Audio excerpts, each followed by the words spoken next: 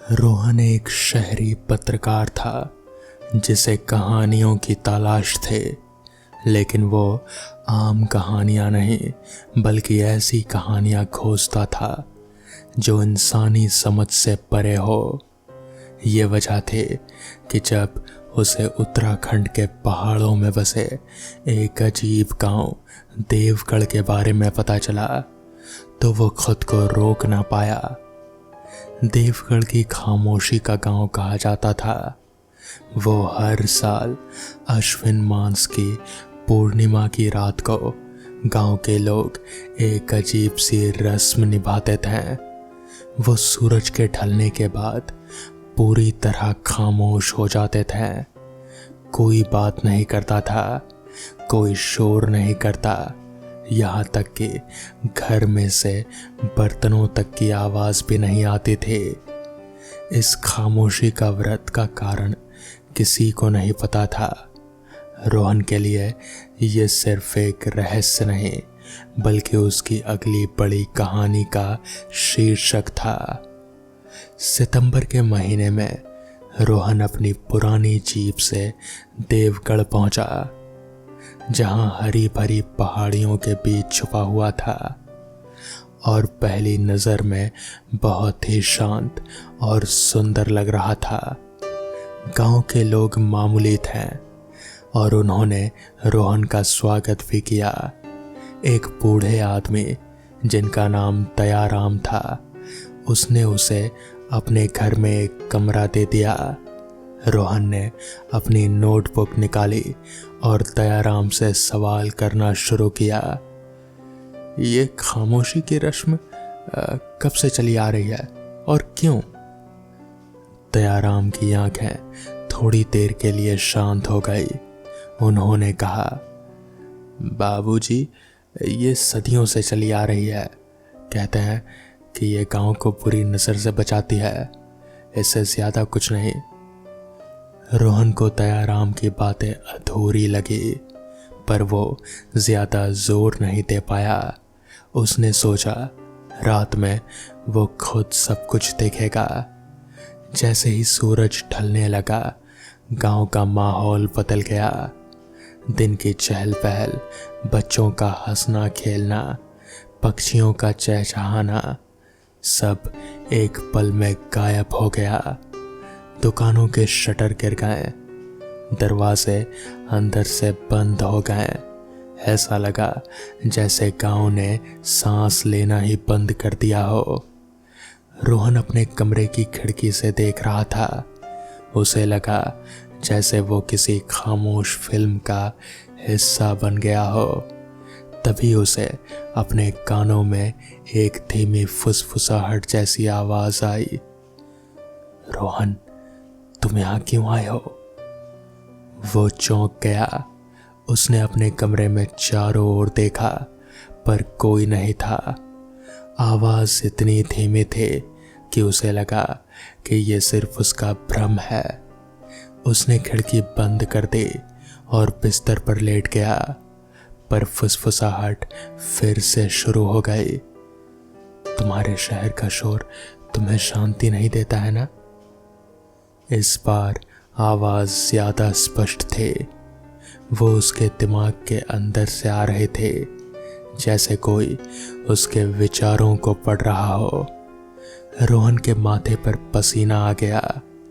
ये बात कोई नहीं जानता था कि वो अपनी पत्रकारिता की भाग दौड़ भरी जिंदगी से थक चुका था। उसने अपने कानों पर हाथ रख लिए और खुद से कहा, ये सब बकवास है, ये सिर्फ हवा का शोर है। पर वो जानता था कि ये हवा का शोर नहीं, ये कोई और ही था। अगले दिन रोहन ने दयाराम से पूछा, रात को गांव में कोई आवाज नहीं करता है क्या? दयाराम ने उसकी आंखों में देखा। उनकी आंखों में एक अजीब सा डर था। बाबूजी, रात में किसी तरह का शोर नहीं करना चाहिए, खासकर जब आवाजें सुनाई दे। ये सुनकर रोहन के रोंगटे खड़े हो गए। आवाजें? आपको क्या मतलब है? दयाराम ने उसकी बात टाल दी और जल्दी से वहां से चलते बने। रोहन को अब यकीन हो गया कि इस गांव में कुछ तो गड़बड़ है। वो गांव की लाइब्रेरी में गया, जहां उसे धूल से भरी एक पुरानी डायरी मिली। वो डायरी 50 साल पहले गांव में आए एक ब्रिटिश अधिकारी मिस्टर थॉमस की थी। डायरी के पन्ने पीले पड़ चुके थे, पर उनके लिखावट साफ थे। थॉमस ने डायरी में लिखा था कि वो भी इस गांव की खामोशी से प्रभावित था।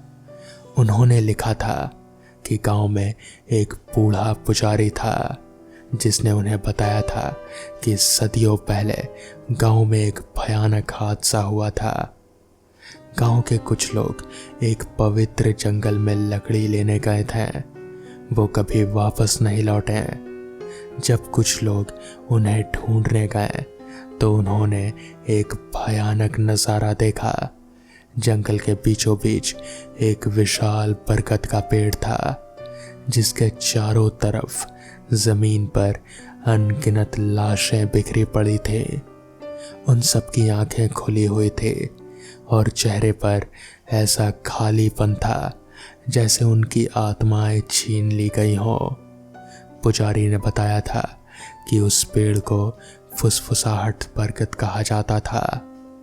वो पेड़ अजीब आवाजें सुन सकता है, और जो उसके पास खड़े होकर कोई राज बताता है, उसकी आवाज हमेशा के लिए पेड़ में कैद हो जाती है। लेकिन अगर कोई आवाज उसके राज को सुन ले तो उसकी आत्मा भी पेड़ में ही कैद हो जाती है। इसलिए रात को यहाँ कोई बात नहीं करता, कोई शोर नहीं करता, क्योंकि रात के सन्नाटे में वो पेड़ लोगों की आवाजें और उनके राज सुनता है। रोहन डायरी पढ़ रहा था और उसकी रीढ़ में एक सिहरन दौड़ गई। डायरी के आखिरी पन्ने पर थॉमस ने लिखा था कि उसे भी रात में फुसफुसाहट सुनाई देने लगी है। ये फुसफुसाहट मेरे बारे में जानती है, ये मेरे सबसे गहरे राज जानती है। मुझे लगता है कि इसने मेरा नाम सुन लिया है। डायरी वहीं खत्म हो गई थी। उस रात रोहन डर के मारे सो नहीं पाया। उसने खिड़की से देखा तो गांव की खामोशी और भी गहरी थी। तभी उसके कानों में फुसफुसाहट फिर सुनाई दी। तुम्हें लगता है कि तुम डर से भाग सकते हो? तुम्हें याद है जब तुम 10 साल के थे, तुम अपने दोस्त की साइकिल तोड़ दी थी और तुमने कहा कि ये तुमने नहीं किया। हम सब जानते हैं रोहन, हम सब जानते हैं। रोहन की सांस अटक गई।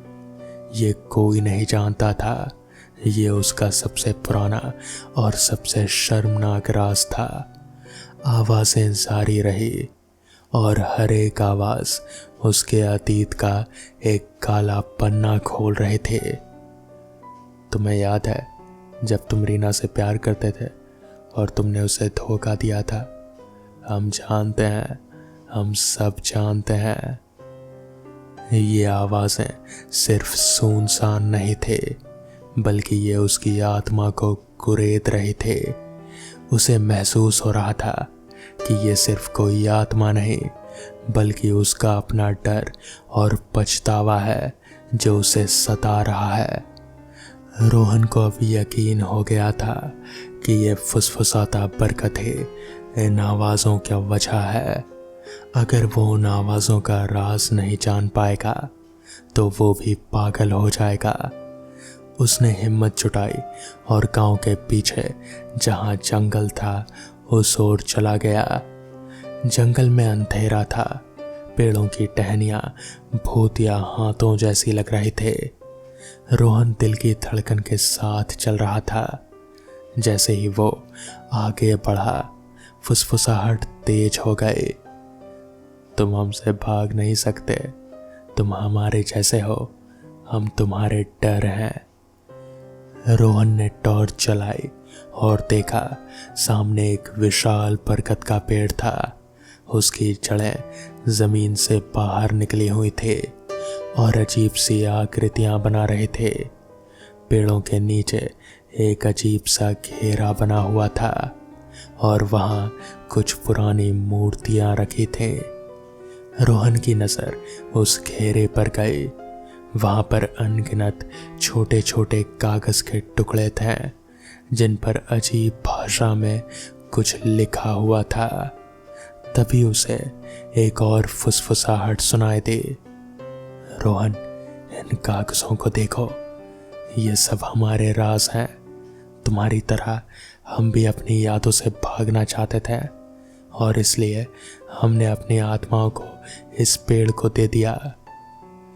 रोहन ने एक कागज उठाया और देखा उस पर अजीब सी लिखावट थे, पर उसे साफ महसूस हुआ कि ये किसी की अधूरी इच्छा थे, किसी का खोया हुआ प्यार, किसी का अधूरा सपना। वो समझ गया ये पेड़ आवाजें नहीं सुनता, ये उन लोगों की आत्माओं को कैद करता था जिन्होंने अपनी यादों को भूलने की कोशिश की। ये पेड़ उन लोगों को फुसलाता था जो अपनी जिंदगी के दर्द से भागना चाहते थे और फिर उनकी आत्माओं को अपने में समा लेता था। रोहन समझ गया कि ये खामोशी का व्रत डर के कारण नहीं था, बल्कि ये एक तरह की कोशिश थे अपने आप को बचाए रखने की। अगर कोई अपने राज या यादें किसी को बता देता तो वो आवाज पेड़ तक पहुंच जाती और वो व्यक्ति भी पेड़ में समा जाता। तभी उसे एक तेज आवाज सुनाई दी। वो दयाराम की आवाज थी जो रोहन के पीछे खड़े थे। बाबूजी, आप यहाँ क्या कर रहे हैं? ये जगह बड़ी खतरनाक है। रोहन ने पीछे मुड़कर देखा। दयाराम की आंखें खुली थी और वो घबराए हुए थे। रोहन ने पूछा, आपकी आवाज में इतना डर क्यों है? दयाराम ने रोहन की आंखों में देखा और बोले, क्योंकि ये किसी को नहीं पता कि उसने पिछली बार अपनी बात कब बोली थी। इस बात को सुनकर रोहन का पूरा शरीर कांप गया। दयाराम ने भी अपनी याददाश्त खो दी। ये डर अब सिर्फ आवाजों का नहीं था, बल्कि खुद को भूल जाने का था। रोहन ने सोचा कि वो भाग जाएगा। वो जितना हो सके इस गांव से बाहर निकल जाएगा। वो वापस अपने कमरे में गया, सामान पैक किया और बिना कुछ सोचे समझे अपनी जीप में बैठ गया। वो जब गांव से बाहर निकल रहा था तो उसकी जीप के शीशे पर एक अजीब सी आवाज आई, रोहन, तुम हमसे बच नहीं सकते। रोहन ने पीछे मुड़कर देखा तो वहां कोई नहीं था। उसे लगा कि वो अपनी कल्पनाओं में फंस चुका है।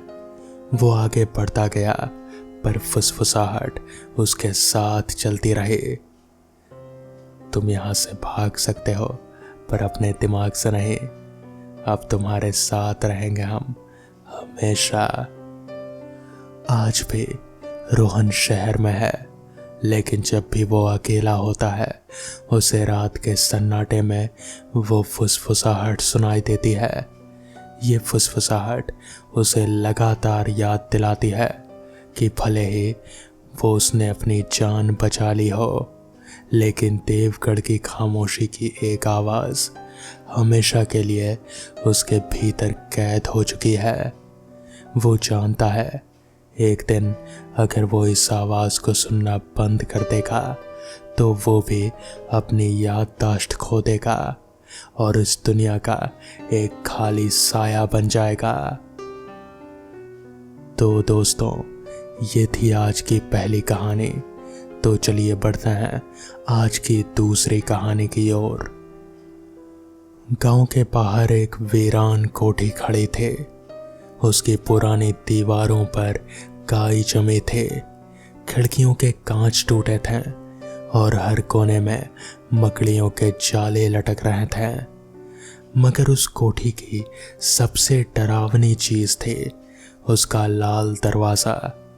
लोग कहते थे कि यह दरवाजा शापित है, किसी ने अगर उसे खोला तो वो दोबारा गांव वापस नहीं लौटा। लेकिन आज तक किसी ने यह सच अपनी आंखों से नहीं देखा, या शायद देखने वाला कभी लौट कर ही नहीं आया। वो रात सर्द थी, आसमान में बादल छाए हुए थे और हवा में एक अजीब सी सिसकारी गूंज रहे थे। अर्जुन एक साहसी युवक जो अंधविश्वास पर यकीन नहीं करता था, अपने दोस्तों से शर्त लगाकर इस कोठी की ओर बढ़ा। क्या तुम लोग सच में डरते हो उस लाल दरवाजे से? अर्जुन ने दोस्तों से पूछा। रवि, उसका जिगरी दोस्त, कांपती आवाज में बोला। अर्जुन, मजाक मत कर, ये कोई आम दरवाजा नहीं है, इस पर किसी बुरी आत्मा का साया है। जो भी गया वो कभी वापस नहीं लौटा। अरे यार, वो सब बस कहानियां हैं, मैं साबित करके दिखाऊंगा कि ये सिर्फ एक पुरानी कोठी है और कुछ नहीं, अर्जुन ने कहा और हाथ में टॉर्च पकड़े आगे बढ़ गया। गांव के बुजुर्ग बताते थे कि ये कोठी करीब 100 साल पुरानी है। एक जमाने में ये कोठी रईस सेठ हरिदास की थी, जो अपने जमाने का सबसे अमीर मगर निर्दयी आदमी था। कहते हैं कि सेठ हरिदास ने लालच के लिए कई लोगों की जान ली। उस कोठी के अंदर उसने एक गुप्त तहखाना बनवाया था, जहां वो लोगों को बंद करके मार डालता था। लाल दरवाजा उसी तहखाने का द्वार था। जब पुलिस ने सेठ को पकड़ना चाहा तो एक रात वो खुद को उसी तहखाने में बंद करके जिंदा चल मरा। उसके बाद से वो लाल दरवाजा कभी नहीं खोला। गांव वालों का मानना था कि सेठ की आत्मा आज भी उस दरवाजे के पीछे कैद है और जो भी उसे खोलता है वो उस आत्मा का शिकार बन जाता है। अर्जुन ने जैसे जैसे कोठी की ओर कदम बढ़ाए, उसके दिल की धड़कनें तेज होती गई। कोठी के मेन गेट की लोहे की जाली में से झांकता चांदनी का उजाला कुछ भी साफ नहीं दिखा रहा था। हवा से दरवाजे चड़चड़ाने लगे। चारों ओर सूखे पत्तों की सरसराहट सुनाई दे रहे थे। अर्जुन ने दरवाजा धक्का देकर खोला और अंदर दाखिल हुआ। कोठी के अंदर की बदबू से उसका दम घुटने लगा। दीवारों पर धब्बे, फर्श पर टूटे फर्नीचर और जगह जगह पुराने बिखरे कागज और हड्डियां पड़ी थे। फिर उसकी नजर पड़ी उस लाल दरवाजे पर। वो दरवाजा मामूली नहीं था, लकड़ी पर लाल रंग की परत जमी थे जो वक्त के साथ काली पड़ चुकी थे। उस पर अजीब अजीब आकृतियां और तांत्रिक मंत्र खुदे थे। दरवाजे के चारों ओर दीवार पर खून जैसे निशान थे। अर्जुन की टॉर्च की रोशनी जैसे जैसे दरवाजे पर पड़ी, दरवाजे की सतह से कुछ अजीब सी ऊर्जा निकलती महसूस हुई। क्या सच में ये दरवाजा? अर्जुन खुद से बुदबुदाया। उसने हाथ बढ़ाकर दरवाजे को छूने की हिम्मत की। ठंडी बर्फ जैसी सतह थी। फिर अचानक उसे दरवाजे की दूसरी ओर किसी के करहाने की आवाज सुनाई दी। बचाओ, कोई है, बचाओ। अर्जुन की रूह कांप उठी, मगर उसका जिज्ञासु मन डर से लड़ता रहा। शायद कोई फंसा हो अंदर, मैं मदद करूंगा, उसने खुद से कहा। अर्जुन ने जैसे ही दरवाजे को धक्का दिया, दरवाजा धीमे धीमे चड़चड़ाता हुआ खुला। अंदर से एक सड़ी लाश की बदबू का भभका बाहर निकला। अंधेरे में कुछ भी साफ नहीं दिख रहा था। उसने मोबाइल की फ्लैशलाइट जलाकर अंदर झांका। तहखाने में दीवारों पर खून के धब्बे थे। लोहे की जंजीरों में जकड़े कंकाल लटक रहे थे। फर्श पर जले हुए इंसानी अवशेष थे। तभी दरवाजा तेज आवाज के साथ खुद ब खुद बंद हो गया। कौन है? अर्जुन चिल्लाया। तू आ ही गया, अब लौट नहीं पाएगा। एक गूंजती हुई आवाज चारों ओर फैल गई। चारों ओर धुंध फैली हुई थी। अर्जुन ने देखा एक काला साया धीरे धीरे उसके पास आ रहा था। चेहरा बिना आंखों का, सिर पर आग के लपटे और मुंह से निकलती अजीब गंध। मैं सेठ हरिदास हूं, तूने मेरी नींद तोड़ी, अब तेरा भी वही अंजाम होगा जो उन सब का हुआ। अर्जुन ने भागने की कोशिश की, लेकिन उसके पैर जैसे जमीन से चिपक गए। साया करीब आता गया। उसकी हड्डियों में दर्द की एक लहर दौड़ गई। अर्जुन की आंखों से आंसू बह निकले। माफ कर दो, माफ कर दो, मैंने गलती कर दी, मैं यहां से चला जाऊंगा। मगर साया हंसा। वो हंसी इतनी डरावनी थी कि दीवारें कांपने लगी। अब काफी देर हो चुकी है। अर्जुन की चीखें हवेली की दीवारों से टकराकर बाहर आईं। गांव वालों ने रात में वो चीखें सुनी, मगर कोई पास जाने की हिम्मत न जुटा सका। सुबह जब लोग पहुंचे, लाल दरवाजा फिर से बंद था। अंदर से बदबू और गूंजती हंसी आ रहे थे। अर्जुन अब कभी गांव नहीं लौटा। वो लाल दरवाजे का एक और शिकार बन चुका था।